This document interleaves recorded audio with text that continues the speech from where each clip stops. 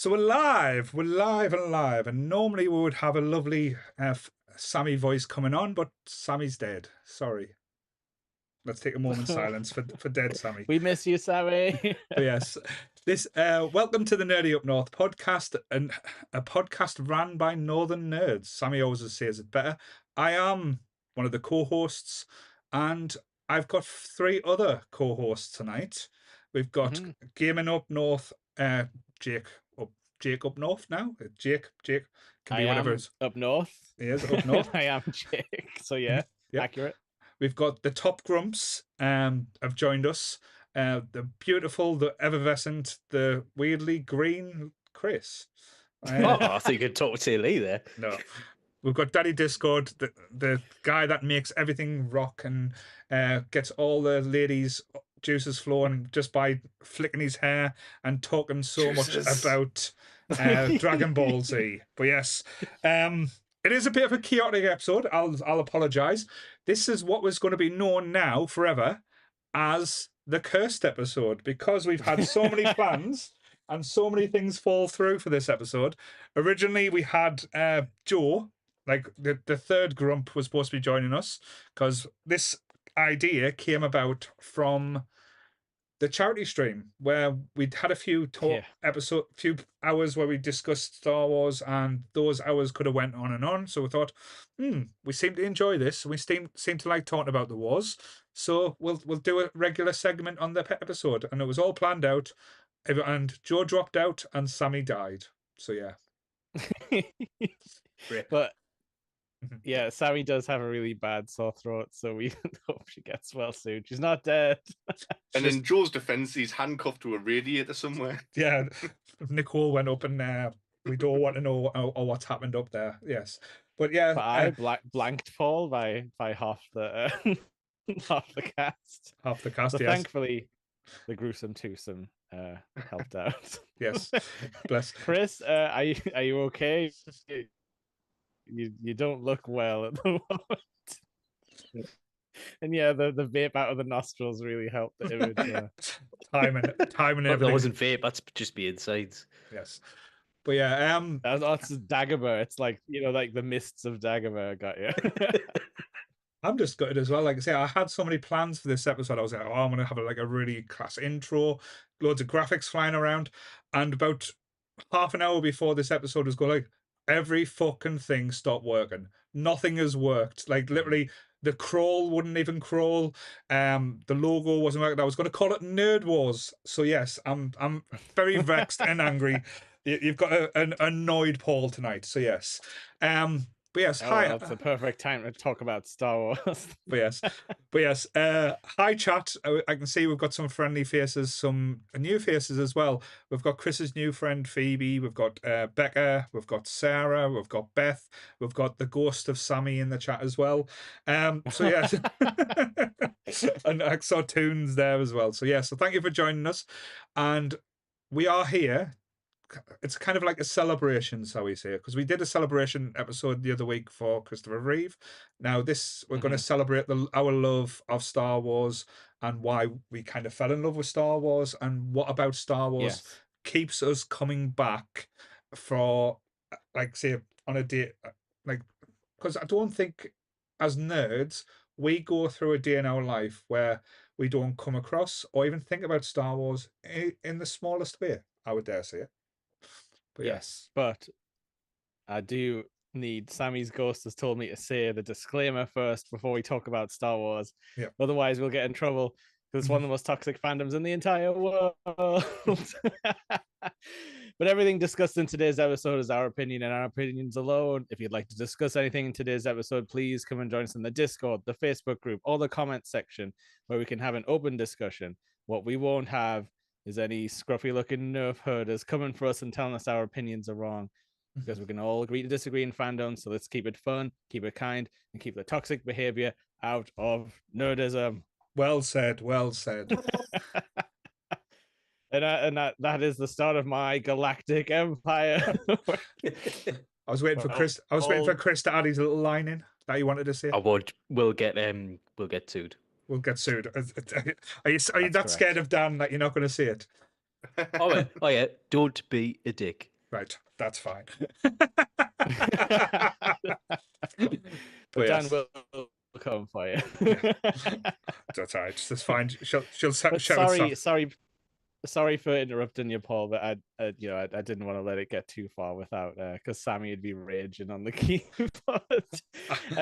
But yeah, you are absolutely right. I feel like Star Wars is so entrenched in like fandom culture that a lot of stuff does come back to Star Wars, even if it's like not really related. You can probably think of like movie premieres, like lining up for movies, like that became a Star Wars thing in like the 2000s when the prequel, and the whole like, you know, Trek versus Wars nerd wars. That was like the original one, wasn't it? Apart from, you know, like probably like Lord of the Rings versus something back when we were born.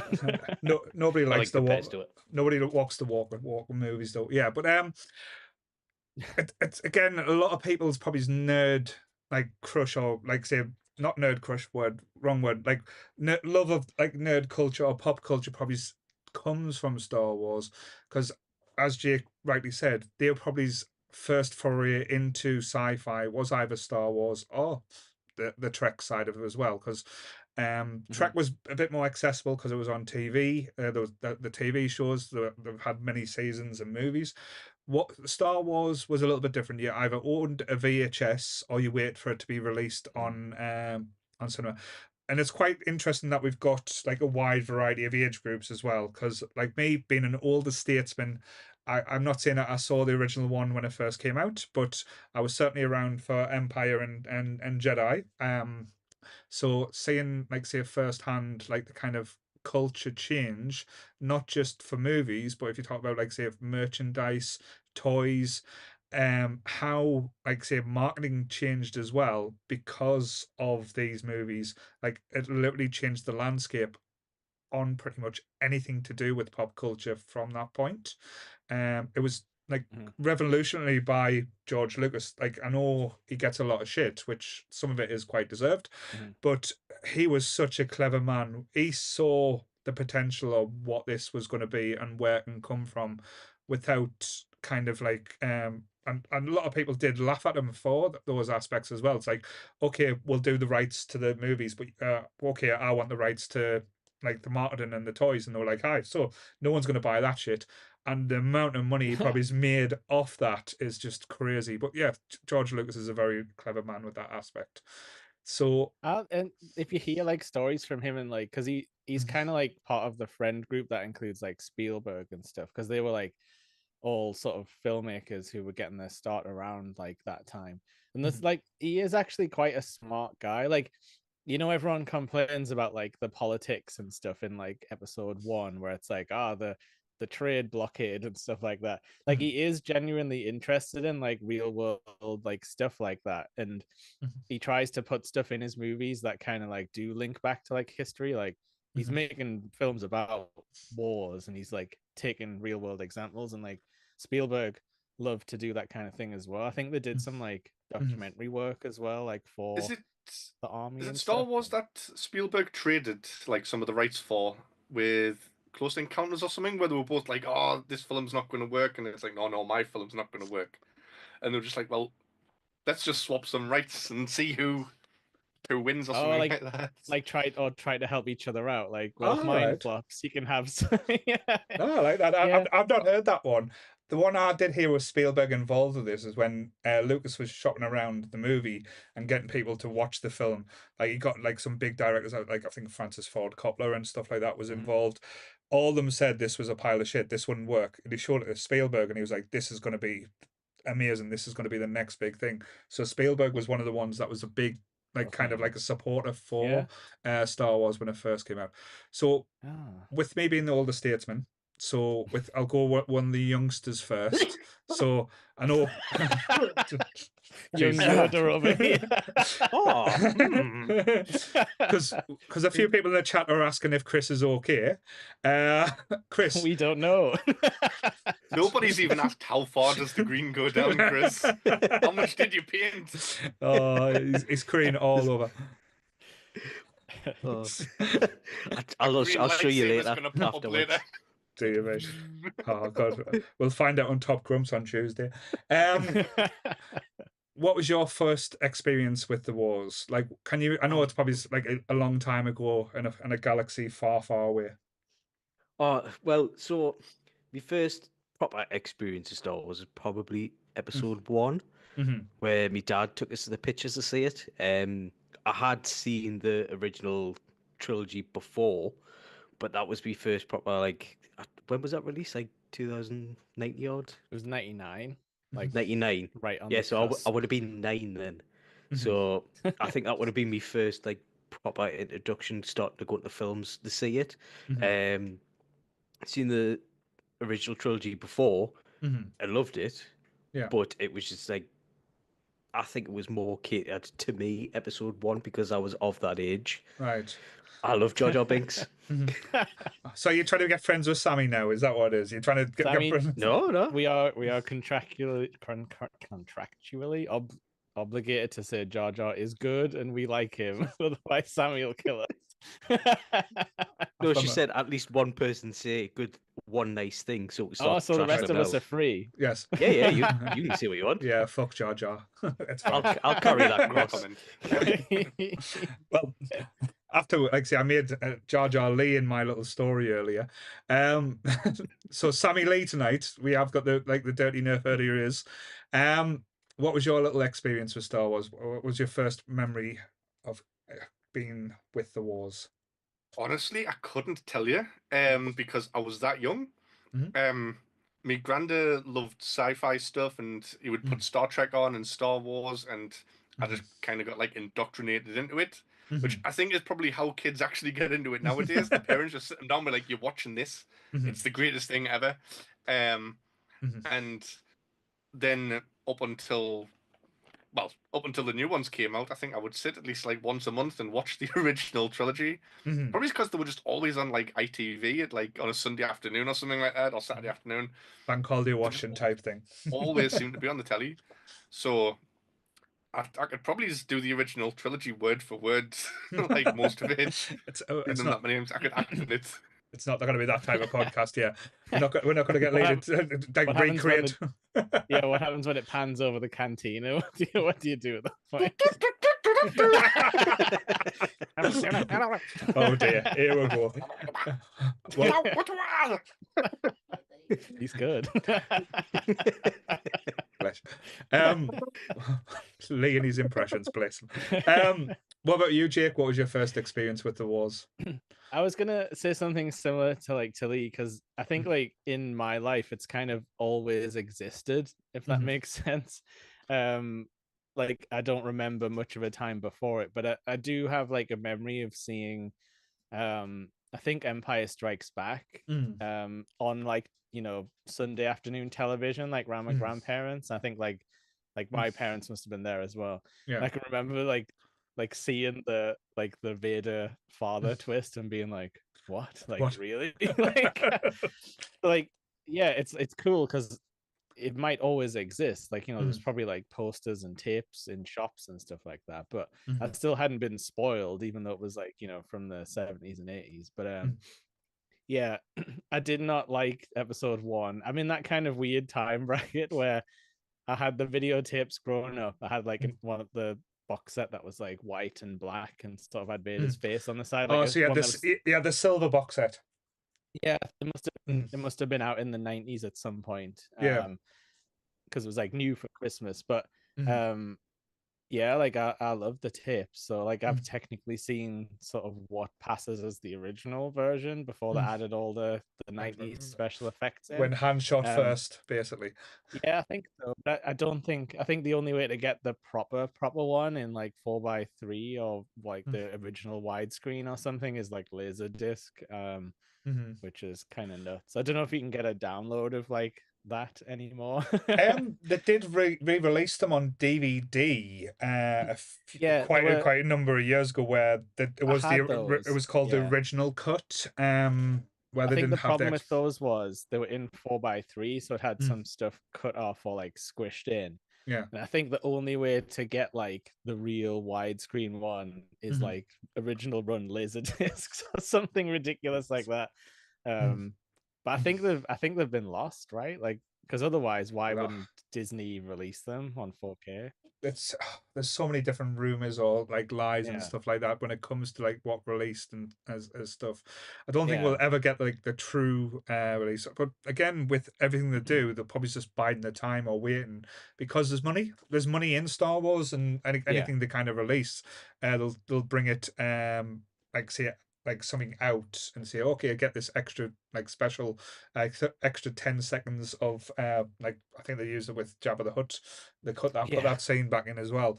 But It's so bad as well, where he steps up on the tail and he's like, "Bleh." yeah, that's not good. But yeah, like I just like instantly fell in love with this. I think like you were saying, Paul, this was probably my first like sci-fi movie. Mhm. But I also like used to watch like the classic things like the A-Team and stuff, like adventure TV programs that my dad liked. Mhm. And it had that very much like vibe along with like Indiana Jones and stuff, where it's like, Mhm. oh, this is like a proper adventure. Mhm.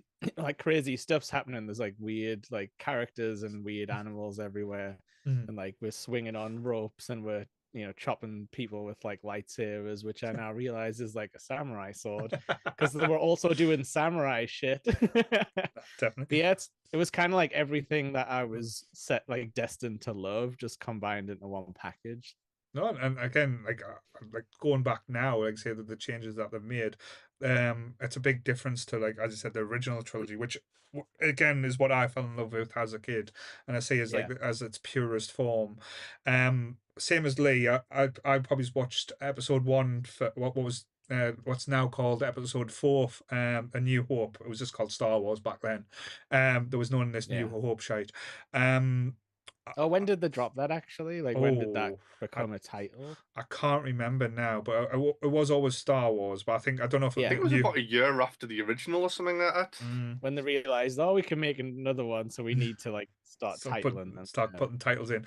But I think it must have been like they're watching A New Hope on ITV. Like say, sat down. Unlike you, I absolutely loved it. Like it's strange because when you watch it now, there's certain Star Wars films that you watch when you're younger and you think this is amazing. Like when I was a kid, my favorite was Return of the Jedi because I loved the Yeah, same. Ewoks. Ewoks was amazing, but when I watch it back now, it is probably the more cringy one at times because there's It's certain very that's slow as well, isn't it, at the start? Because like last time I tried to watch it, I fell asleep, I think. but Because it's very like moody at the start and like quiet. I think that's when Lucas started realizing the marketing aspect and start adding stuff in to like say to sell stuff or what they could get from. Oh, It was kind come of and get some bear toys. come get some Ichiwawa. But Is yeah, that nub job? no, don't. I've got him somewhere, the little one. But yeah, and like I said, that was then the marketing side, and that's where basically the bridge from Return of the Jedi and like say episode one, the Phantom Menace, you can kind of see like the where Lucas was kind of putting the pieces together and saying this is what I'm going to do. Just the technology wasn't quite there to do like have his vision by this time, but yeah, I absolutely adore now. Like it is still and up there with one of my favorite films is Empire Strike Back. Like the scenes in that movie is so iconic. Like the Battle of the Hoth is just like spectacular and it looks mesmerizing against like the white snow when you see like the AT-ATs coming over from the horizon, like the camels and stuff. It's just like it's futuristic at its best, and then you get like say the probably the second best lightsaber fight in the saga between Vader and Luke. Like say towards the end when he takes his hand, because to be honest, Yeah. I'll say as much as I shit on the originals, the Darth Maul fight in Phantom Menace is the greatest lightsaber fight. In my opinion, a lot of people might disagree, but I think they get everything right with that one from like music, feel, they don't rush it, they take their time. But again, like say with Empire, it's like the fight between Luke and Vader is just so emotional. It's so powerful. Because I was always left a bit flat with the fight, the lightsaber fight in A New Hope between Obi-Wan and Yeah. Vader. So bad, isn't it? Yeah, because you're thinking it's like Obi-Wan to keep making out that he's like this savior and this going to be the one that saves everything, and he in a way he does because he sets everything in motion, but the fight is just like it's kind of reminiscent the one we get with Luke later on. Someone's made their own version of that fight and put it on YouTube, and it's amazing. Right? Okay. And it's like them two, like full powered, like they should be, Mhm. like master Jedi's, and it's like fast paced. There's like loads of force moves being used, Mhm. and it's lethal. It's really good. So I wouldn't want to see. I don't want to see old man like Alec McGuinness do like Obi-Wan's like silly pose. So I know I've just pretty given it like a whistle top two of like why I say kind of the things I enjoyed from like say the films. But what are the standouts for yours? Like the Green Goblin there, Chris. What? Right. Oh no, sorry. I'm just listening to you. I'm like, yeah, I'm just. No. listening. I'm just. I wasn't taking the piss. I was just saying. I'm jumping to you, Chris. Tell us what you love about the wars. Like, what's your like kind of like the things that stand out for you type thing. Totally agree. Lightsaber in episode 1 fight. Mhm. My favorite is Return of the Jedi, though. Mhm. I know you're saying that it used to be when you were younger for Ewoks, but I like the Rancor, Han Solo's freed, Leia in a bra, Sarlacc pit, Yoda dies, I noticed Vader you, dies. I noticed you put in the layer in the bra, like kind of just in case it's trying so we didn't miss it. As a kid, you thought that was interesting, did you? Yeah, we Did you did. not? I was more got worried ghosts in about it. this. I was more worried about the Sarlacc bit, but yeah. I mean, like the thing is with like that layer outfit, like it always shows up as like, oh, it's the nerd's ultimate fantasy, but like when you actually watch it, like it's not like a sexy scene. Like it's just next to a giant but slug. I like the whole sailboat scene. It's Yeah. not particularly Yes. Leia in a bra. It's Yeah. that whole scene where people are getting hide into the Oh, pit. yeah. It explodes at the end. And the boy R2D2 is like, hang on, I got your lightsaber right here. Yeah, I think that's amazing. No, I You agree. see Vader's egghead as well. Oh yeah, when he takes off the mask and you see And he's got his harmonica. And I didn't realize this. At the end, I didn't realize that they changed him for Hayden Christensen. they've done that now, Yeah. yes, in the Force That- Ghost, yeah. That pissed me I'd right actually off seen the that. first time I saw it. Yeah. It was the first time I watched it today, and I was like, "What the fuck's happened here?" Yeah. You were like, didn't there used to be a different guy here, and then the people started Yeah. dragging you out the room. Like, But no, that kind of does lead We've us already on. told you. That kind of leads us on to something that we can talk about as well. As like I know we brushed on it a little bit when me and Jake were talking about the original cut. There have been so many different changes and versions of Star Wars now. It's hard to know, like if you were like a novice going into it and saying which is like the ultimate cut, which one, like say, because I know Lucas was very like he was never happy. He was never like say totally down with like everything, and he was always adding like little practical, little special effects to try and what he thought was enhancing the movie, but it was like kind of killing it a little bit of time. I know I noticed there was when they released it on Blu-ray for the first time that like say because I am that much of a bell end, I used to buy it on every single format I used to come out. On the Blu-ray, wasn't more that they added extra scenes, they added extra sound effects and changed sound effects in that caught me totally off guard. The two big ones is Return of the Jedi. I don't know if you noticed this. In the original cut, when you've got Luke being electrocuted by the Emperor Palpatine, and Vader's like deciding what to do, whether to protect Luke or to or to just let them do. He's doing his little like. Yeah, he just does that. But in the new cut, they put in the new cut they put a sound in like Vader going, no. I was like, why have you done that? It's like absolutely ridiculous. And again, they've done funny little sound effects as well. I know, like the famous thing they've always left in is when the stormtrooper bangs its head. Before there wasn't a sound effect. Now there's a boink. They've actually put a boink sound effect in, and they've been done different screams for like the sand people as well. So when the I sand heard people, that part, the change, the weird noise that Obi-Wan makes when he's like. So it's kind of like the unfinished cut. So it's like things that they're trying to do to enhance it as well. But it I really don't like when people mess around with audio because you know like what you were saying, Lee, where you're like, oh, I could recite like the vocal, like the lines of the movie because you hear like that same thing over and over again, and like yeah, that's the most jarring thing. Like you can add an extra visual in and I may or may not notice, but if you change like music or a voice line, like suddenly I'm like, what's that? Like what's wrong with this copy? Like did something mess up? But yeah, like do you guys have what you consider a definitive version? Like as in like Paul was saying, like how would you recommend someone watch this? Like I think like if you could possibly get a hold of like the 90, so like I guess the DVD cut isn't too bad, like the one you were talking about that had the extra disc, like that's what I'd maybe try and recommend people watch, like the sort of the one that they brought out like around that time, because it went back to the cinema, didn't it, in like the early 2000s and stuff. It's had a few cinema releases. Like it was a re-release. Then when they I done went the to see it, like I went to see A New Hope with the extra Jabba scene. So just funny enough, just before they brought out the silver and the gold VHS box set, that was ones Yes. with the edits. That was it got a cinema run. So they brought all the films out. They've done it every 6 months to for like so the New Hope, then Yeah. Empire, then Return, and that led to like say the prequels as well. The last cinema run was quite interesting because it was getting redone in 3D, and the Oh god, yeah. so they brought out A New Hope in 3D, and it didn't get a good reception. So they kind of No. scrapped that after A New Hope. I know they've just done last year.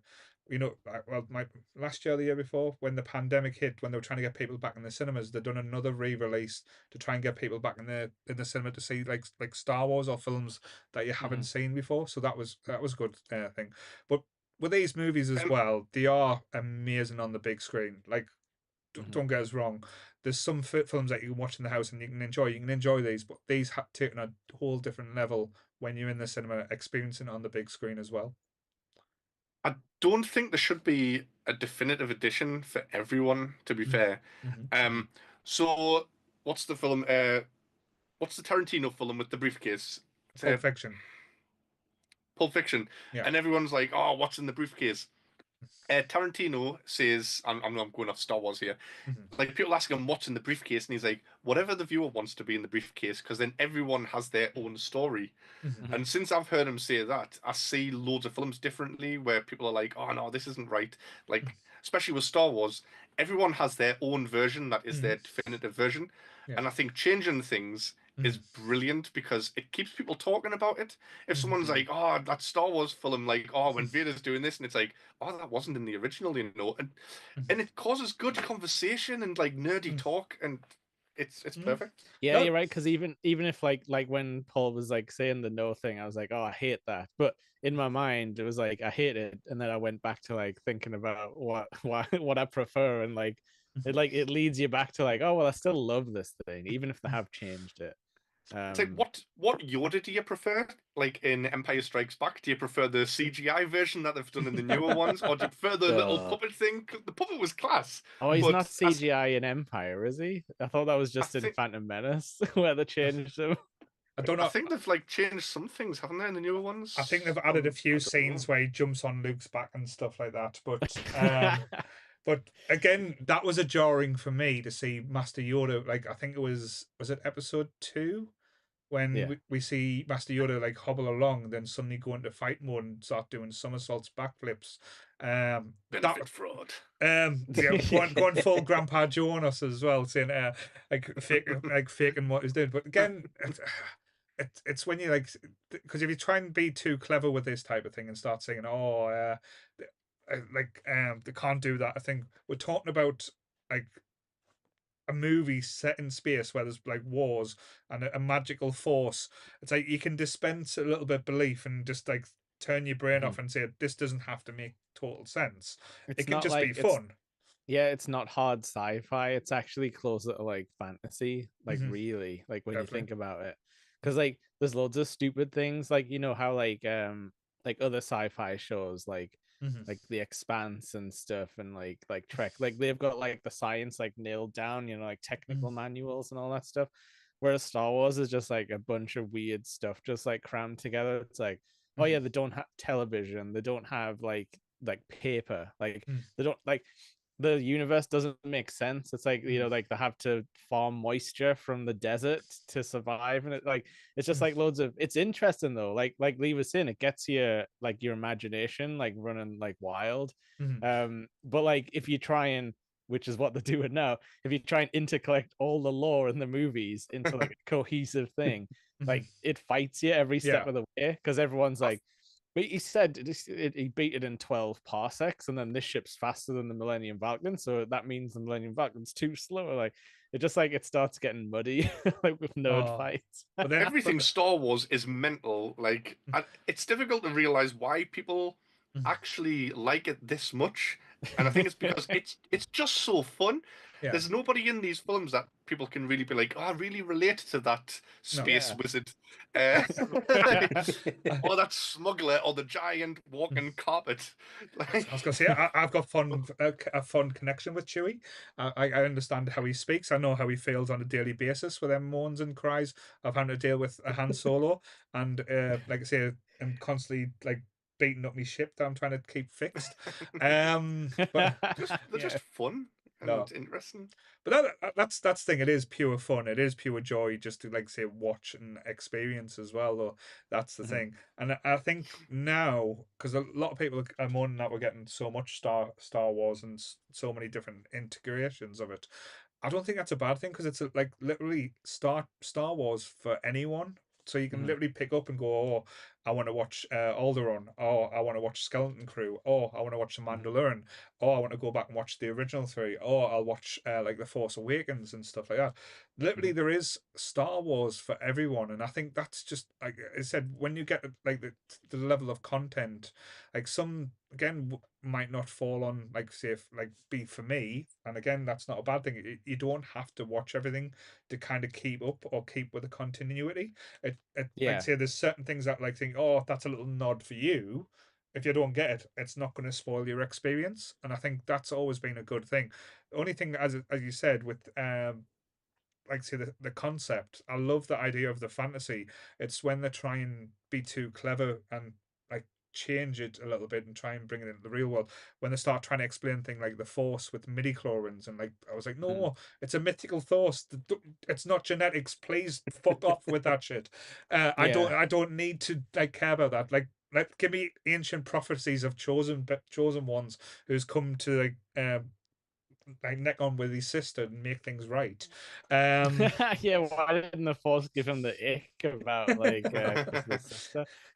Yeah. But no. Yeah, like you're right though. I think like it's just whatever's in the movies, and like, you know, whichever parts you might like or hate, it's just kind of whatever George Lucas was interested in for that, like, you know, month when he was making like like when he was writing the script. Like more than sort of anything, I would say it's like it really is one guy's vision.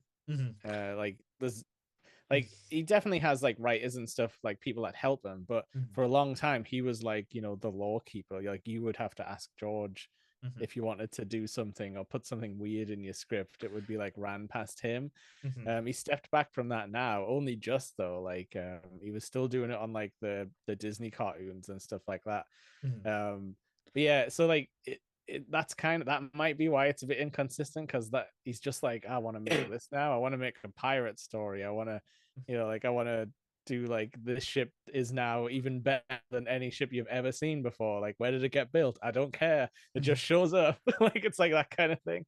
But that's the fun aspect. I love what I do love about Star Wars as well is they take risks, they try things that like other franchises or things might stay away from. Like even in the early days, like people still talk about it as one of the worst Christmas specials ever made, but it's out there. You can watch it now. I think it was on Disney Plus for a little bit. I don't know if it's still there. It was. That's an experience. That's someone's drug dream just done on one.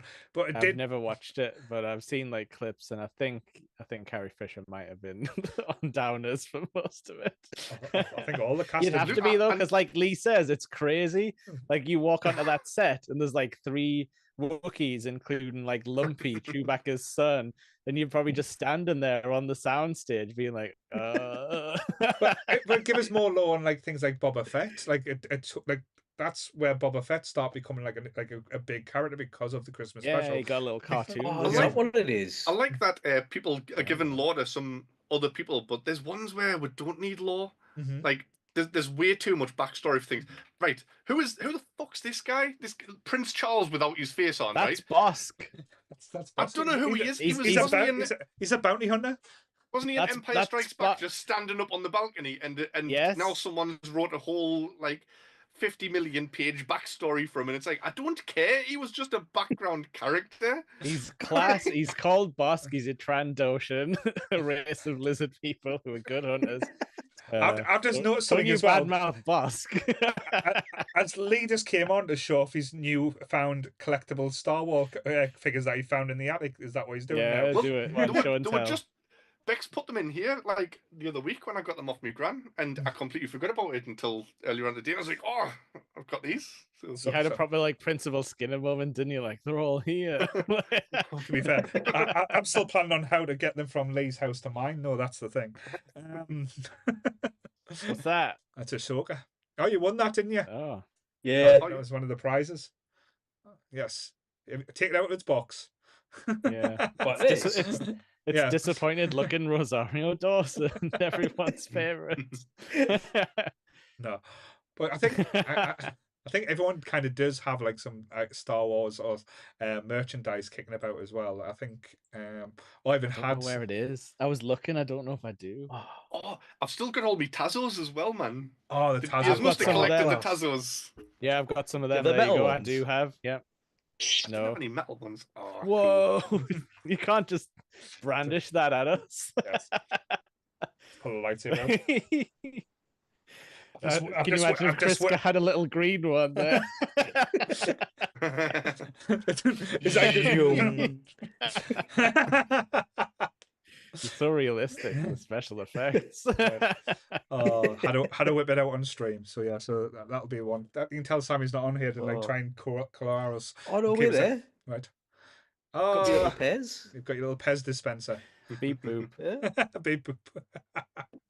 Oh yeah, actually, yeah. How does everyone feel about droids? Because even when I was a kid, C-3PO was one of my favorite characters because he just wanders about and he kind of says the things that a normal person would say, like in the scenes where he's just like, "What's everyone talking about? Like starships, Jedi's." He's like, "I just want an oil bath." Like he's like kicking R2-D2 because he's getting like annoyed that he's like going the wrong way.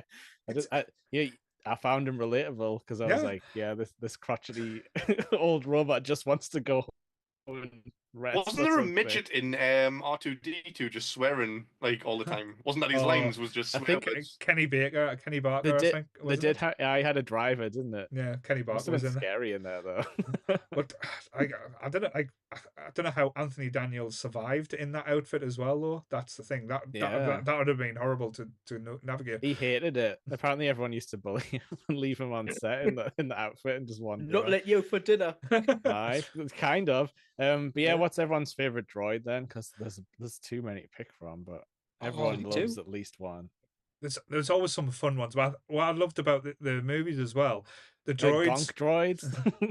the droids kind of had their own personalities, like all of them, like each of them. Like even when you go on, I forgot which one it was, and it's like the torture and the droids as well, like in the water on the ship. That's a gonk. Yeah, that's a gonk. The little battery guys who are like gonk, like just with the two legs out the bottom. Oh, but no, it's weird. When I was younger, I loved 3CPO. Like I really loved him. I loved the figure. It was one of my favorite figures to have. The annoying thing is, I did have an original R2, like not the original, the one that goes for like £20,000 now.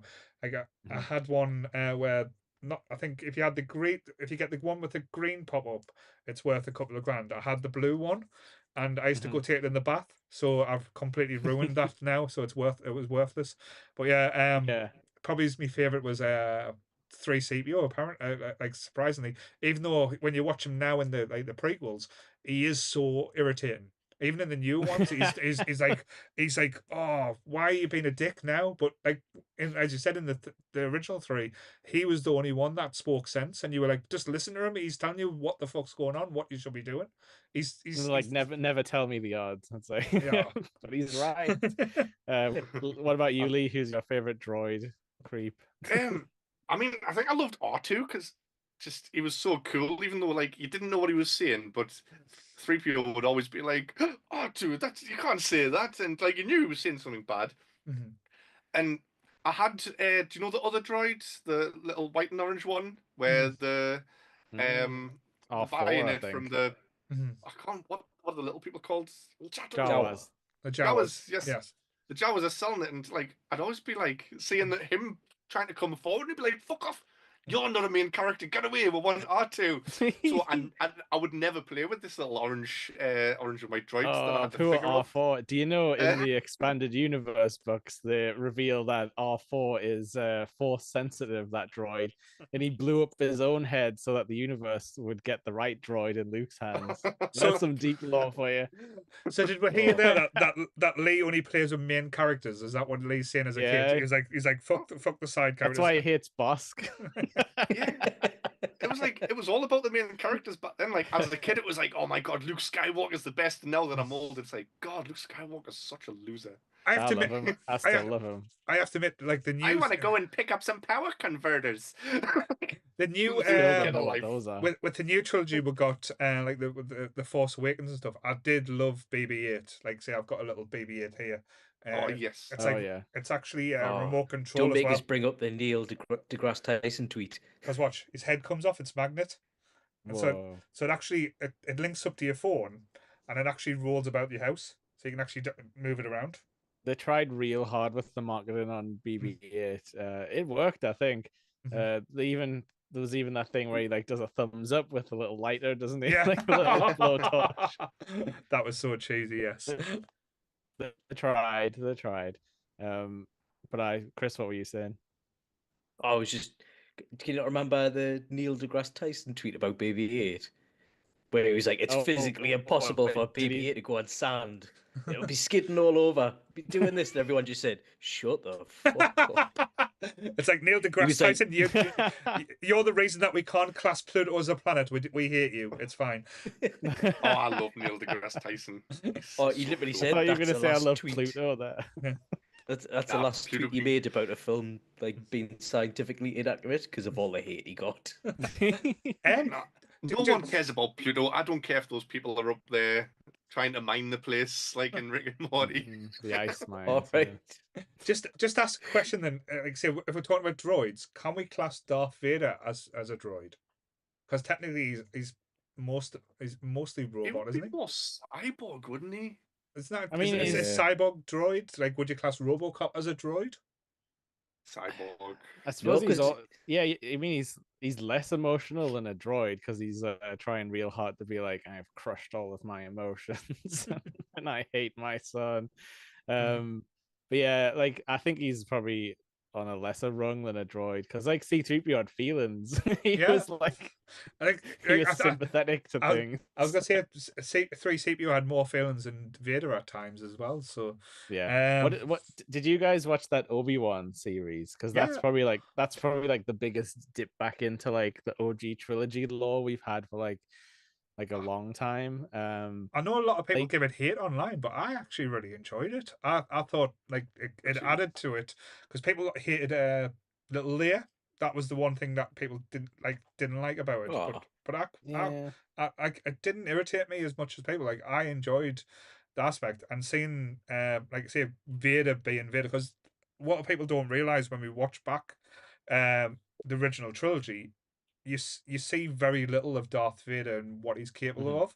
Like fair enough, he kinky chokes a few people with a force choke and stuff like that, but he doesn't really show like why people are so terrified of him. And I think Well, they're not terrified of him because that guy in the boardroom is just like your crappy religion. Like this is a space station. He's got some balls on him, that guy. One of them is it Tarkin that tells him to stop. And he's Yeah, like, he "Hey, tells let's him pack it stuff. in." Grand. And Vader's like one of the most powerful people in the galaxy. Why is he not like, "Listen, mate, I'll do whatever I want. Oh, Leave us alone." he's his old mate from the Clone Wars. That's the Ah, story right. there. Right. But yeah, Because like Tarkin was like a horrible guy, and then he was like, oh, that Anakin Skywalker, he likes to cut corners and, and disobey the rules. I like his style. So I think they're just friends because they're assholes. but I quite like the when like say in the Obi-Wan series when we see Vader going full Vader because we got It glimpses. was yeah. And like when he like wrecks up that town and he's like pulling people through windows and stuff, like that was really cool.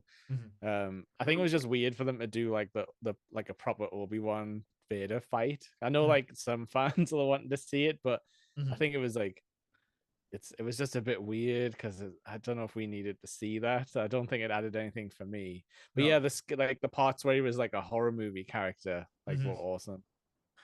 I think with a lot of the new stuff as well, like they kind of add and try and give you extra for certain characters. I know like Vader's one, but then when you go back to like say the Mandalorian and they try to give you a little bit because I'm not saying Luke's legacy has been tarnished in a way because when we got the new films and we expected to see Luke Skywalker the kind of the way we all wanted and remembered, and we didn't kind of get that.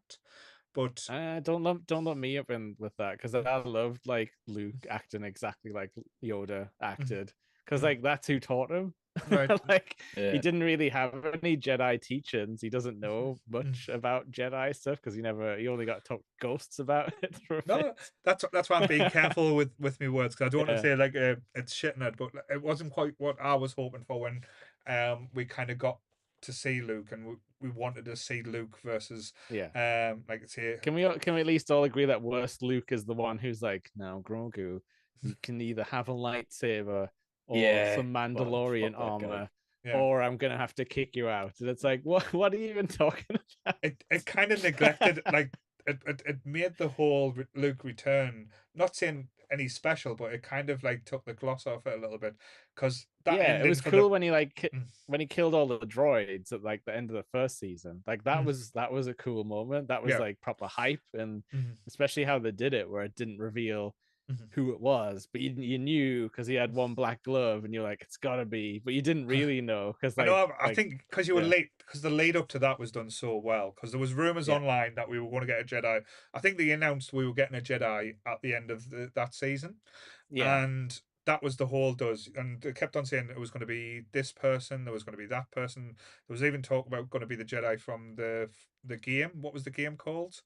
Oh, like Cal Kestis Cal or Kester, whatever. that was the one. Yeah. And then because no one thought they would have the balls to go Luke. Because let's be honest, Luke is a big character, and you think Mandalorian, yeah. Yeah. And they went full Luke, and you saw him being It was like badass. the one of Yeah. the thing. And again, That corridor scene. oh, like that the whole season. Like I wish like everything that followed the Mandalorian was up to that level. But Jesus Christ, that end episode, I'm not like you saw all these videos of people watching it crying. I was crying. I couldn't believe that they got everything so right. And I think I've had this comment before. I know it's quite rich saying this on an all bad boy podcast, where they did on the Avengers Endgame, where they had the women power, where all the female superheroes come together and fought like the armies, and it was kind of felt forced. When they did this on the Mandalorian, where they had the like say the she who should not be named now, and like I say, Sasha Banks and the others kind of grouping together, and like showing how badass like the female fighters in Star Wars was, but it wasn't rammed down your throat. It happened naturally, and it was a good flow to it. So it was kind of like, oh, this is amazing. This is what I really wish they did with the Avengers type thing. But kind yeah, of because those were like the people he'd picked up on like all of his Mhm. little missions, wasn't it? It was Yeah. like all of his friends had to come together. Even Boba Fett was there hanging about in the ship, like running interference and stuff. Is she who should not be named the buff UFC fighter woman or something like that? Yeah. Right, okay. I don't remember what our character was called or anything. Wasn't That's that a problem important with anyway? Star Wars, as me and Chris like to make fun of. Like the names are kind of ridiculous and hard to keep track of. To be fair though, like if we were in Star Wars world, I don't think we would get Chris out of the cantina, I think he would just be sitting there with all his little weird little mates. Like, I would getting love that. that. Drinking me blue milk. Yeah, your blue milk I think, cocktails. Paul, you would be there as well. I think you'd be Oh. going around going, he doesn't like you. I don't like you either. I'll be careful. But interesting question as well. So, say this was a fantasy game, or we were in the Star Wars universe. What kind of character or person would you be? Would you be part of the Rebel Alliance? With Chris being a welder, would he be the one that's part of the contractors that's building the Death Star? I was. Do you know what me honest movie first thought was? I'd be Salacious Crumb. Do you know who? Do you know who built the Death Star? It wasn't welders. Like it was those bug creeps from the Clone Wars movie. What are they called? The Geonosians, like the flying guys. They would have had some independent contractors that weren't fully Federation standard. I would say there would just be people. It's in Andor. Nobody watched that show. The Geonosians built the space station, and then they had other people build the weapon apparently. Right. And then the Empire genocided the bug people afterwards. They're bad people, everyone. You don't want to dress up as a stormtrooper. So Lee, who would you be? What kind of personnel would you be in the Star Wars universe? I wouldn't be on the good side. Like, you know what? Right? Honestly, like I used to be like all this, like, oh yeah, Jedi's, I love them. But then it's like as the new ones come on, and you find out like, oh no, don't have any feelings, don't love anyone, or anything like that, and it's just like, well, Don't like sand. that absolutely sucks. Don't like sand.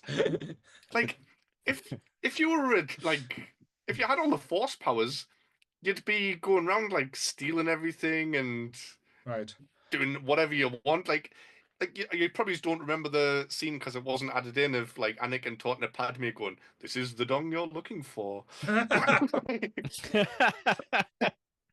Oh no! This can do whatever they want. But I thought he just used his angel line to get get in there. I wouldn't be going that far. But you want to take that dress off here now. It only works on the weak-minded. Remember, Padme was pretty strong-willed. Yeah, she had the Nancy vibes with it, looking after the little kid. But yeah, do you guys like the Sith, like the Jedi? Yeah, I always thought they were quite cool, but now you're getting older and you watch it back, you always realize that Han Solo was probably the cooler character because he was the one that blurred the lines. Han Solo's not cool, man. I was going to say, don't you dare call that brother rather than kissing him, man. Don't you dare call Han Solo a bitch. But yeah, but that was just I can imagine Lee doing that thing that Luke does as well, like that. Like you thought Han was cool up until about halfway through The Empire Strikes Back, and then his mate Lando comes in, who's just like, "Hey, baby," and he's just this like proper smooth black guy. That's just he's got it, and he's just like, yeah. Billy D. Williams is cool anyway. Yes, like I said, Billy D. Williams is amazing in Lando, and I think they realized how good that character was in Empire Strikes Back because they had him like as a bigger role in Return of the Jedi. Yes. Yeah. Because he was a bastard in Empire, and then he got to be a hero finally. Kind of give him his my Cloud City. Also, exactly, like Lando has a whole Cloud City that he like runs and owns. It's just a gas farm, man. Han Solo basically lives in his car. Would you Lando basically? He's like the CEO of like Eon or something, or British Gas. He's just sat there on his stupid gas city. So now you've mentioned the vehicle. So is the Millennium Falcon the greatest vehicle in pop culture? That's a piece of junk. It is, but it is. I don't actually like the shape of it. If I'm going for like Star Wars ships, I like the X-wing best. Right. Okay. Well, if I had to go for pop culture, the DeLorean. The DeLorean just absolutely smashes the Millennium Falcon out the park, man. But they're both ugly vehicles, though, aren't they? Yeah, but the DeLorean works. Yeah, it's got a tall window in it as well. right? So the Millennium Falcon can go light speed. The DeLorean can go 60. Was it 56 miles an hour? Right, but Yeah. yeah, but the Millennium Falcon, if they were like, oh, let's have a race to the other side of the galaxy, the DeLorean could drive there and then just time travel back to beat the Millennium Falcon like 5 seconds before it arrives and be like, yeah, I win. But they need a certain amount of gigawatts to do it. That's why you need the 1.22 power kilowatts. converters. Gotta go Joshi Station or whatever. What did you think of that Solo movie that like expanded on the lore, in even lore of the Millennium Falcon, the ship? Because you saw it had an escape pod like latched into that front part where there was always a gap. Yeah. And it's like, okay, so he never replaced that. Mm-hmm. His robot became the ship computer, like the droid that he saw that Lando kind of fancied became the ship brain. Right. And it's like, oh, I don't know if I needed to know this about the Millennium Falcon either. Like they've definitely got a problem with adding too much lore, like where it doesn't belong sometimes. I didn't Like, did you like Solo? Like overall, I thought it was a good movie. I think the problem with Yeah. Solo is the stuff that like came out before and after Solo, so it kind of tarnished it a little bit. Because there is a whole Solo movie that's never been released. Literally, the movie was filmed. They thought it was garbage, and they got Ron Howard in to redo it. Well, they originally said, "Well, can you recut it?" And he went, "No, this is garbage." So they reshot the whole movie. So oh, it's an interesting one. I would be interested to know what was so bad about the one that was originally made, where they thought they couldn't do it. They had to be remade. But I think the problem with Solo after that as well, it didn't live up to the hype, or because it was coming after Rogue One, which just blew up and done as a kind of like a side quest, because it was like the original ones and they were going to have these side movies as well. When Solo came out, it was kind of like they spent so much money on it and it didn't do as well. It kind of killed that kind of like all the little mini projects or the mini films for a short while. That's why they moved into like Yeah. things like the Mandalorian for the TV, because of like say what happened. But if you watch it as a standalone one, yes, there's some elements. Emily Clark's character makes no sense when you're watching it as well, and having like say yeah, she like double crosses like everyone, like every scene, every single thing she gets. But then you get like say they bring Darth Maul in, kind of hint that they're going to bring Darth Maul. Absolutely freaked out in the cinema at that. Mhm. Like I'm sitting next to Bex, and I'm just like, Bex, Darth Maul. He's alive. I And love then Solo. he never came back again. No. But no, I do like Solo, like as an overall thing. Mhm. But people got really hung up on the casting as well, like, Yeah. and they wouldn't let it go. And it's like, look, it's young Han Solo. It can't be Harrison No. Ford.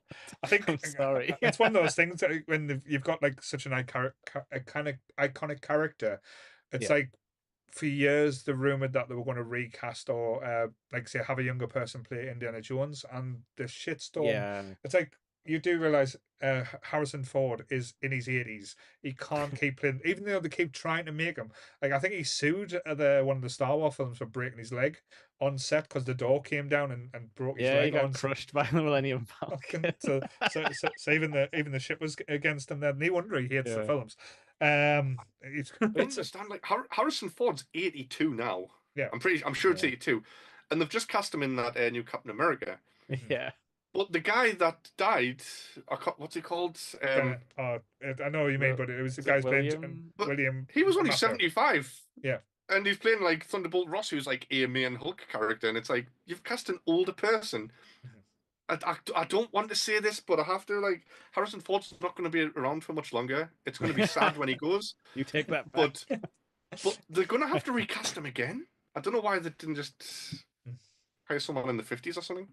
Don't know, because I I think don't. The Disney casting decisions always baffle me, especially modern ones. But like, I think like when this hit in the 70s, like the casting was amazing, Yeah. especially like how it had loads of like Hammer horror guys, just randomly dotted about, because that's what like George was like, oh, I loved you in Dracula. Why don't you come and be this like absolute like detestable bad guy?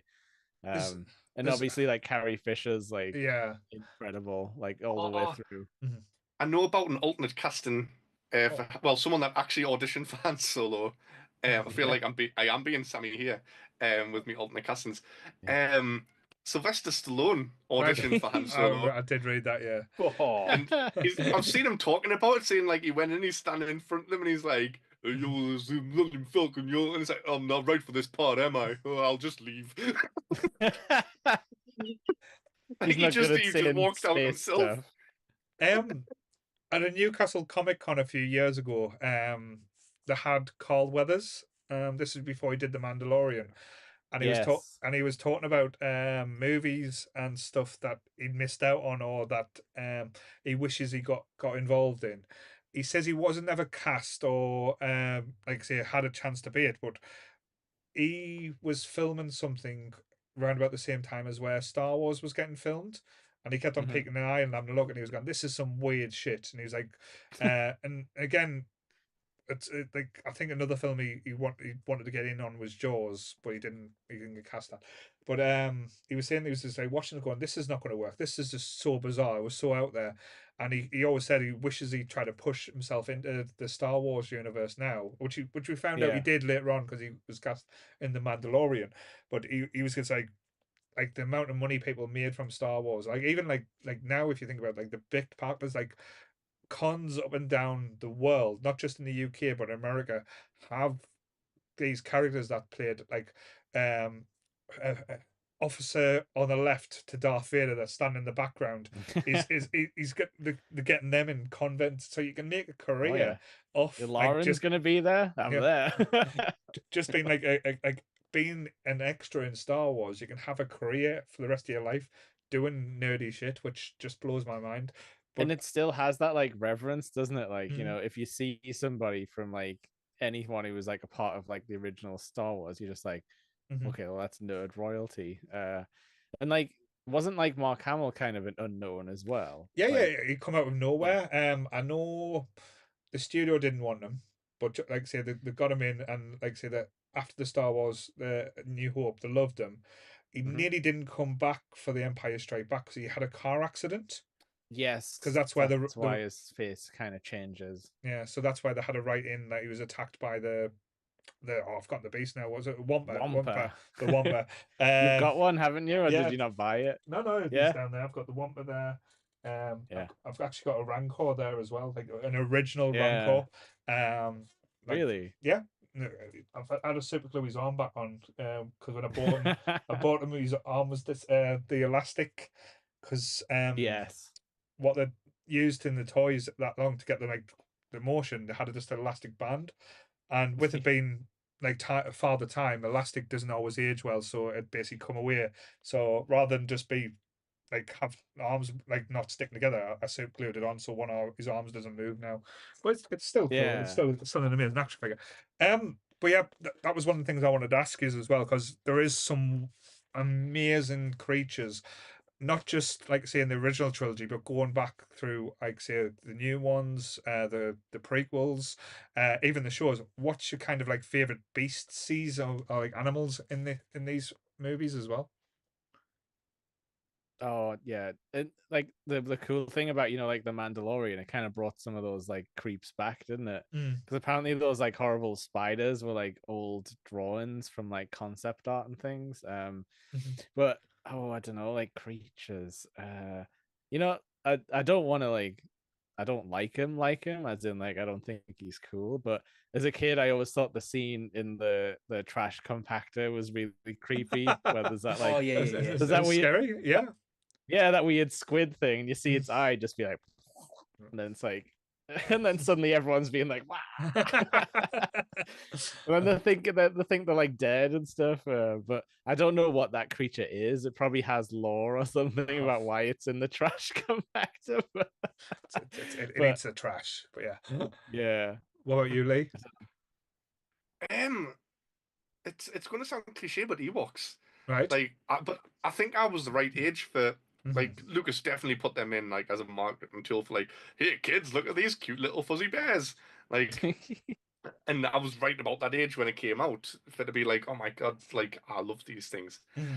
And then even getting older, it's like it's the whole like, what is it like? Nature will always defeat sort of like the technology kind of stuff Yeah. Yeah. because they're just fighting all of these like highly advanced robots with rocks and sticks How did you and feel still about beating them. How did you feel about the new version when George Lucas decided that Ewoks could blink? So they put I in I don't think don't. they put I in don't think I blinking ever eyes. noticed the word blinking. No, If you no, know what I no. mean. Yeah. Yeah, I didn't realize. And No. also the fact that they eat the stormtroopers. Oh yeah. Like they definitely ate them. Like I never realized that until I was a bit older. But it's like Ichiwawa. Yeah. they were trying to cook Luke and them earlier Yeah. on, and then they've killed Yeah. all them Like, stormtroopers and they're eating isn't it meat. like isn't it like Han Solo? Like, doesn't he sort of like try and blow the fire out underneath them and stuff? Yeah. That's just some really funny like Paul was saying earlier, like the Mm. funny movies, like they weren't like PG or anything. They were like No. Universal, weren't they? Like back in the day. I Mhm. don't know what they are now, but like they are a proper like a good time, even though the characters might be going through horrible stuff.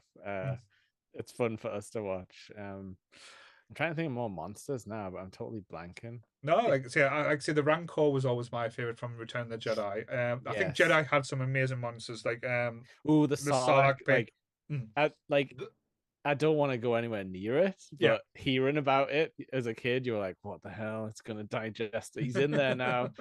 But apparently he gets out, as we saw in Book of Boba Fett. the cave worm thing is so cool as well, where they like Oh. hide on the asteroids. Mm. Yeah. Like because they brought the worm back, like almost like the Dune episode in The Mandalorian with Timothy Olyphant as well. That was quite cool. But even Oh, right, say some of the old school monsters like Jabba the Hutt, like what a fucking like a giant slug, like how amazing that shouldn't work in any way, but it look great. And I know we mentioned before, just looking around and like seeing what's in the cantina, it's just fucking like brilliant, like the puppeteer and again, that's why it's always like a little bit of a shame that Lucas felt the need to go back in with the CGI brush and like kind of because the puppeteering was up yeah. there and like amazing type thing. And that weird guy with the butt for a mouth who's like, and he's like, but yeah, why doesn't he like Luke? I I keep on saying, struggle. like, what's his story? I think there is a book about everyone in the cantina. If anyone does want to know, but I don't know off the top of my head. I struggle to take that whole beginning bit seriously now after seeing Geordie's Star Wars on YouTube, where it's like Obi-Wan pointing to the town and be like, "You'll never find a place full of more wretched scum and villainy," and it looks over and then someone's voiced over going, "Sunderland." Yeah, I definitely have described certain parts of Sunderland as hives of scum and villainy. It's just That's a fair. really good line. I will go to I think it's Elia. They've got the Skull and Villainy Cantina in like you can actually go to the bar. There's a bar kitted out. Like Does it play that song constantly? I don't know if it's constantly, 24/7? but Kevin Smith does the Fat Man podcast live from it each week as well, so you can actually see Oh wow. Kevin Smith filming the podcast there as well. Get to But see his giant hockey shirt in person. he's not giant now. He's like he's tiny His like shirt is though. they say he's tiny like Chris. He's like a little kid Chris. But Chris yeah, didn't get to pick his favorite little freak. Yeah. Is it Babu Frick? Oh, I was gonna say the Rancor keeper, the handler, right. Oh, And, that lad. the little pig man thing. He's like, Ah, I've got the pig Oh, in does. yes, the the Gamorrean gods. Yes, Yeah. everyone loves those. and the trash compactor thing is called a Dianoga. right. Okay. It's a trash cephalopod. All right. So Ooh. I could do with one of those, I think. yeah, But yeah, so if we go back, like I said, all the different incarnations that we've had of the Star Wars, even the new ones now, because as I said, we've got like I say the ones that came out like Ahsoka, as you said, Andor, we've got Skeleton Crew. Watch now, like I'm not talking about like say as childlike or teenagers. What's your favorite version of Star Wars now? What do you feel like is personalized to you? On Lee This can is go a Chris. difficult question. Chris, have you got anything? My favorite moments personalized to me. Oh no, it's the favorite favorite let's say favorite either film or TV. Like what's your which one you love the most now, It still hands down Return of the Jedi. right? I cannot move away from that. I haven't kept up with the newer stuff, but it was the first time I saw Vader's head, and that was all I could anyone could talk about when that came out, or when my friend group seen it. Look at his Seen head, it. man. Like, it's proper Eggman. What about you, Death Lee? Star 2. Fil- And it films. was the sister reveal. The sister reveal. I like that one, dude. Yeah. It's like, Accidental incest. My favorite. Oh, I didn't go to school in heaven. One of us. It is kind of like it's Return of the Jedi is weird though, because like Yoda just like decides to like die in bed. Yeah, like it's so yeah. funny. But to be It's fair kinda though, like- Vader does it quite creepily though when he reveals the sister thing. He's like, sister. Maybe she will join me. It's like we're there. Are we going down a route we don't want to go down here? Which Vader? is really messed up when you see like Revenge. Is it, what are they called? Is it like Revenge of the Sith? Is that the third episode 3? Which one? Yeah. It was called Yeah. Revenge of the Jedi originally. That one. Oh no, I mean like episode 3 with Anakin and everything. But like Oh, he really wanted those kids, like like so like to think that like 18 years later you would be like, I'm gonna friggin' mess with my son's head as soon as I find out like we're related and stuff like that. Like yeah, like that was a weird retcon to try and get your head around. I can answer like my favorite Star Wars things. Like movies wise, I'll always go back to A New Hope because like I know Empire is like technically a better movie, but it's like the dark chapter and it has like a weird sort of like sad ending. And I think I like the start of the journey and all that stuff on like Tatooine and stuff. And I really like the sort of triumphant Death Star exploding. Everyone except Chewie gets the medal. Because I don't know why. I don't know why they It was, chose to do Because that. he don't deserve it. he did get one. I think they went back and gave him one in a comic and in the books. I Yeah. looked it up because I was wondering why as well. Because I think George Lucas said, "Oh yeah, Wookiees don't appreciate medals, so there's no point in giving them their race." And they're all like, "Oh, it's for the honor," and then they were like, "Oh no, actually, we'll give them a medal." Right. Yeah. I think it's true that they're not supposed to wear like clothes and stuff. Like, that's Only yeah. bandoliers. Well, yeah, but then other Wookiees have got like, decorations and the beards and stuff. So like it can't be the reason for the medal. Yeah. Don't know. You get like I think they paint themselves in a corner and say, "Oh, we can't really change Yeah. that now." He just forgot. Or like on set, they just didn't have like a 5th medal or whatever. But like TV shows wise, like Andor's been one of the best things like in Star Wars, like definitely recently. And I feel like that's a show that grew up with me, like and everyone else. Like it's kind of the show you should be watching as like an old like Star Wars fan, like 30 plus. I don't think like Ahsoka and stuff and like the cartoons are really made for us anymore. I still like them and stuff. Skeleton Crew seems good as well. I've only seen like 5 or 6, but that's just a weird retelling of Treasure Island. Like it's pirates, like it's full on like Long John Silver like reference and like like the Treasure Island story is in there. It's weird, but I like it because I love pirates and I love Star Wars. So just jam them together. I think someone Jude mentioned Law's there. I think someone mentioned that it was like kind of like the Goonies in space, so that's probably why I'll check it out type thing. It's I wouldn't say it's full Goonies because it's like it goes places. It's like it's still planet hopping and stuff, like Right. as it like Star Wars kind of always is. Mhm. But yeah, it's literally like one of them's called like Silvo, and like there's other like similar names to like Treasure Island and stuff. So I was just like, that's weird, but again, not unwanted. I just didn't expect it. What about you, Lee? I mean, I'm still just trying to think if I've heard of this Andor thing. I don't think Jake's mentioned it before. No, I try not to. No, I know you love Andor. Like you would It's so like good. just be talking randomly in like DMs and stuff, and it would just be added in anywhere you could. Like, oh guys, I'm just off to the shops. Watch Andor. Yeah, and you never did. No. It's just I've never got around to it. I do want to watch it. Yeah. When's the new So season out?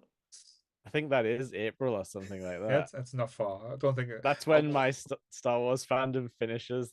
It's just gonna once that's over, it's like there's nothing else to watch. I'll watch it before April so I can get caught up before the new season comes out. Okay. So I know that Empire Strikes Back is the best Star Wars film because it has got everything and it's got that twist ending, which is like one of the most iconic moments in cinema history. But my favorite is Phantom Menace. And I don't want to talk about it too much because Sammy's not here, and I feel like I'm betraying Sammy by speaking about episode 1 when that's like her favorite as well. But it's just such a happy, nice time, and it's a complete film. It's its own thing. Like it could stand alone. Yeah. Like if you don't know that Darth Vader becomes him later on. And it's so magical, and it's got all of these crazy creatures just showing up that you've never seen before. It's got like little hints at things for like hardcore fans going like, oh my god, they've like mentioned that. Oh my god, everyone is from Naboo. Even R2D2. They build the droids better on that planet. Apparently. Yeah. The spaceships definitely look nicer. New stuff. I love Obi-Wan. I love that TV show. Not even for Obi-Wan or like the Darth Vader moments. Leia in that show, child Leia, is so cool. She's just I can't even describe it. I don't know what the word is. I did really like that episode where they end up on like the weird like grotty planet, like where he's kind of looking for her, and you see that like old clone who's like, you know, like trying like begging for credits and stuff. They should have went more in that direction. I feel like what the hell is the world like after the Clone Wars and stuff? Because but yeah, like I didn't hate young Leia. I just maybe thought like, why is it in the Obi-Wan and Anakin show? I'm trying to put this as nice as I can about a child, but she captures like the dick side of Leia. Like, you know, when Leia's like being a bit of a dick to people, she captures that side of Leia perfectly. Where she's just like trying to order Obi-Wan around and be like, listen, do you know who I am, mate? Because she stops being a princess, really, doesn't she? Like after the first one, really. Yeah. And then after that, she's like a rebel person. But I quite like that, like sassy princess when she's all like, you know. That's the word I was trying to look for. Sassy. No, you're just calling her a dick. At least it's calling anyone who's sassy is a dick, but that's fine. Yeah, when it's like on your little short for a stormtrooper, like when he goes to rescue her and all that. Yeah, it's like me. It's a difficult one. As I said, it is a difficult question to answer. I'm trying to mull it over in my head because there's so many different aspects and things that I kind of love. As Lee said, Empire Strikes Back is my all-time favorite, but closely followed by Rogue One. Like that film had no right to be as good and as impactful as it did, especially when you're going in, you know kind of how it ends, but it's not about like the ending of that story. It's like the journey and how they got there, which is like kind of the important thing.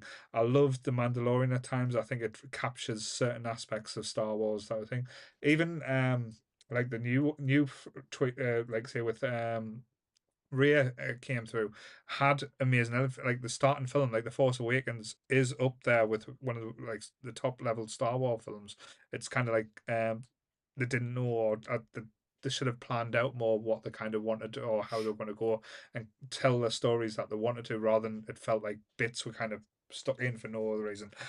It feels like they did have a different plan for things after episode 7, but because nothing seemed to go the way that they had it. Like they set up all these characters and then just got rid of most of them. Yeah, and then brought Palpatine back. That made no sense at all. But even though, like I said, this get long lost Sith planet that nobody knew about, but they had like armada there that must have been built by like some wizards, and like, but again, there's certain aspects, but there's so many good things or amazing things that comes from Star Wars that kind of, as Jake said, some stuff is wrote for fans, some stuff is wrote for people like newbies to find and kind of get attached to as well. Even that they have something for every age group, which is quite interesting. But again, it's not really a thing that any nerds like take on board. Like they're just like, oh, I need to watch everything. Whereas like they have like young adult shows, they have like I say Skeleton Crew probably would skew more like in sort of like preteen children. The Acolyte was probably more of like a teen show, like and I think that's where people get hung up. They're like they don't know what they're watching half the time. Because Oh. I think with the sequel trilogy, I think everyone thought it's gonna be the ending, like it's gonna be like the final ending to like Star Wars. And clearly that's not what Disney were thinking when they were No, no. making it. They were like, this is the new beginning. You're gonna love these guys. And then everyone kind of didn't. But then they also sort of did try and end the Palpatine thing, Yeah. like definitively, which we didn't even need. Like, No, like we had an ending for him, like say that it was quite Yeah. But like Toonie's saying in the chat, poor Snoke. That could have built up to be something amazing. Because everyone was like, were like, oh, he's just a clone, or at something. least tell us what the point was. Like Yeah. fair enough if he's gonna just get killed and like replaced, like that's fine. So tell us why he was terrible. Like tell us why he let that happen. because They just didn't say anything either way. No, I think they did try and explain him away in like the Mandalorian when they saw like the clones with the midi chlorians that they were trying to do, and you saw the Okay. batches of Snokes like in there Is he as supposed well. to be a failed Palpatine clone? Yeah, pretty much. That was what they were going for. But again, Huh. they didn't really explain it well. It was kind of like, oh, that looks kind of like Snoke. That must have been what they were doing. So again, they're trying to piece the things together. Yeah, as well. I think you're right, Paul. I think you maybe touched on it earlier when you were like, oh, they got wrote into a corner on some stuff, like about like trying to explain things. Like this Palpatine cloning thing has been like going through all of like the cartoons and stuff, like Bad Batch and stuff. And it's shown up in Mandalorian season 3. And I feel like it's really dragging everything down. Like I don't care how he got cloned, like, but they had an entire season of Bad Batch where it was like, oh, we can't perfectly clone the midichlorians, like it keeps like, we can't transfer the force to another body. And it's like they had a whole season about it, and then at the end of the season it didn't really get resolved, and it wasn't like part of the big ending.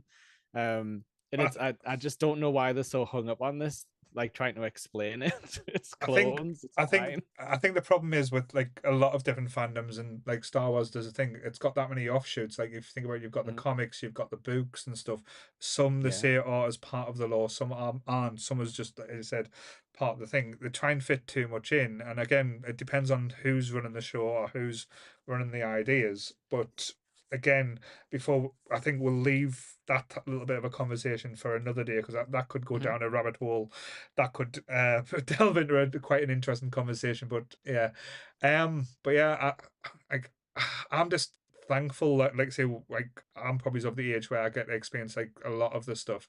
Like I got to see some of the midnight screenings for a lot of these movies as well, like opening night, queuing up, where before as I said before, they used to do like online pre-booking. You had a queue to get your seat, and if you didn't get there, then. But then the other side of thing is like booking your tickets and getting excited, getting the bus into town around 10 o'clock at night, meeting your mates, getting the cinema at 1 minute past midnight, for like this to say like grand openings for the screenings and stuff like that, and crawling out at like when most people's crawling out the nightclub's pissed and you're like buzzing your tits off. I've seen like a new Star Wars movie, even though if it wasn't what you wanted or was great, you've just been with your mates. It's that experience I kind of miss now. There's not a bad way to experience Star Wars. It doesn't matter if it's like at home watching like a new show or going to the cinema. You're experiencing one of the greatest franchises of all time for like.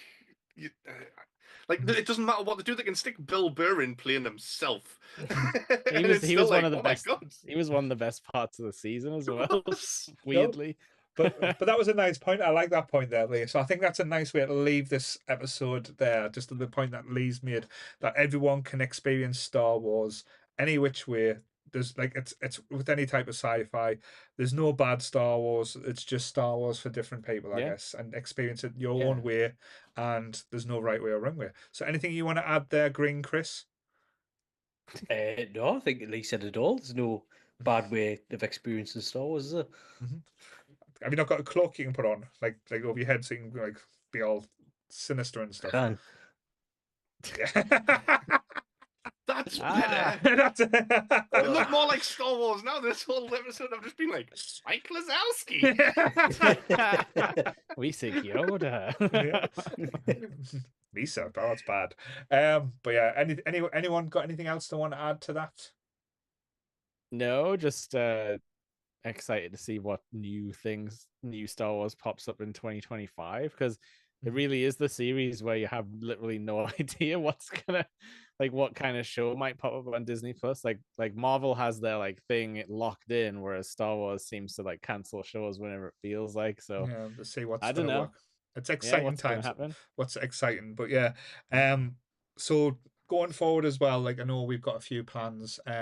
Well, the next episode we do on Star Wars will probably come the end of February, but we'll probably be more focused in on something. So I might do a poll in the group, just to see, like, say a few Star Wars topics to touch on and see what kind of hits a nerve. Do people want us to talk about the Mandalorian? Do people want us to hit the original trilogy or talk about something different? Well, Jar Jar. Jar Jar, we could base on characters. So Yeah, that's see what Sammy wants to talk about as well. Seeing as she's going to be gutted she missed out tonight. yeah. Like I say, we'll do a catch up next week, because I know next week's episode we are going back to the classical route. I don't know whether to do black and white again. I might. We are joined by Joe next week because we're talking about the Marx Brothers Horse Feathers movie. So not many people will have seen it or even heard of it. It's a very classic. I bet George Lucas has seen it. Possibly. It's got a man with a painted on tash. That's all you need to know. Before Giorgio, before like the Joker as well. Before Cesar Romero, that was what I was going to say. Yeah. So yeah, so that's out there tomorrow. Sammy and Dan, the episode, like I say, I'll need to upload it. So sorry, that'll be out from 8 o'clock in the morning. They're talking about the Crazies, the original and the remake. Now the remake is one of my favorite, the kind of like zombie slash like outbreak movies. It's quite well done. What's happening on Tuesday? Yeah, what are the Grumps doing? Oh, it's the first Top Gun's battle, isn't it? It is. Yeah, it's only 13 minutes long as well, so Whoa. it doesn't take that long to watch. Decisive. Decisive. We're figuring a lot of stuff out in this episode as well of how the cards work in a battle. Very So it's weird, but we're still managed to be our weird selves. Right, as per usual. Jake, have you got anything planned for this week? Yeah, I think we're probably going to continue on with Sonic Adventure, which is the terrible Dreamcast game, played via Steam, which is what the new movies are based on. So I'm kind of going through them and being like, is this better or worse than the movie? It's mostly worse, I would probably say. And yeah, we're still cooking up a secret wrestling show project to bring to everyone, probably in February as well. Exciting. Yeah, there's been plenty of wrestling on various Discords and stuff if people want to come and watch some stuff with us. Jump in. When's the next countdown to Doomsday? Oh yes, well we'll be recording that this week as well. For Iron Man 3. Everyone's I thought it was Thor Dark World. Oh. it's the roller coaster ride down from Avengers. You gotta pass through Iron Man 3 first. Yes, if Sammy's okay, we'll be recording that this week sometime. But if she's not, we might have to scooch Iron Man 3 around a little bit. Certainly. And I believe the Women of Nerd Culture are doing their fantasy episodes soon, so that will be up hopefully. We've been giving our homework, everyone watching this and everyone on this show right now. So got to record your favorite fantasy moment and send it to them. But yeah, well, they'll get you. No, certainly. So again, also, there is a chance that there might be another Dragon Ball episode out on Friday. Oh, same time as last time. If I can get it recorded in time, then there will be one out. Cool. If not, the Friday after. Because, like I say, if everyone hasn't checked out Lee and Chris's little delve into the anime world, like Lee's the Dragon Ball King, the Kami Chronicles, yes, and Lee and Chris done a bit of a, shall we say, risky anime with lots of people getting their penises stolen. Yeah, well, there's riskier ones about. Did by the way, did you guys have to like last minute switch like hosts on those shows? Because we couldn't have Chris's Cameo Chronicles, right? Because that's got a bad abbreviation. So did you have to like Chronicles quickly begins with a C, doesn't it? not the way Lee wrote it? Yeah. Well, I was struggling to find a name that wasn't going to show up on YouTube as something else, and it's Yeah. Dragon Ball. It's so big, everything showed up, Yeah. and it was like, this sounds all right, and it doesn't show up as anything. That's the only reason I picked it. Certainly. It wasn't like, I love this name. It was just like, this works. Sometimes that's how names get picked. Yes. Oh. So if you're watching this, please check out our overall content. Like I say, a lot of stuff we do put out on the Nerdy Up North YouTube channel. This and other episodes will be up for the audio versions, which Sammy will be putting up on Monday if she's up for it.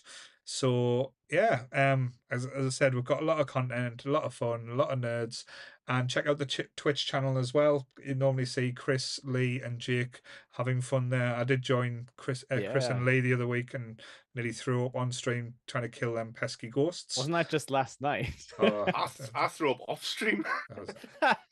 Afterwards, yeah, we got spookums, we got boffs. Tell you what though, we played like pacify them. Like normally we don't get anywhere. We got $1 away from killing off the witch, and she went nuts. She went nuts on us like that ghost. I was watching. It was out for me. Yeah, I was watching for just to a certain point, and then the scary noises were too much in my headphones. It was scary. So you guys are brave for sticking with that.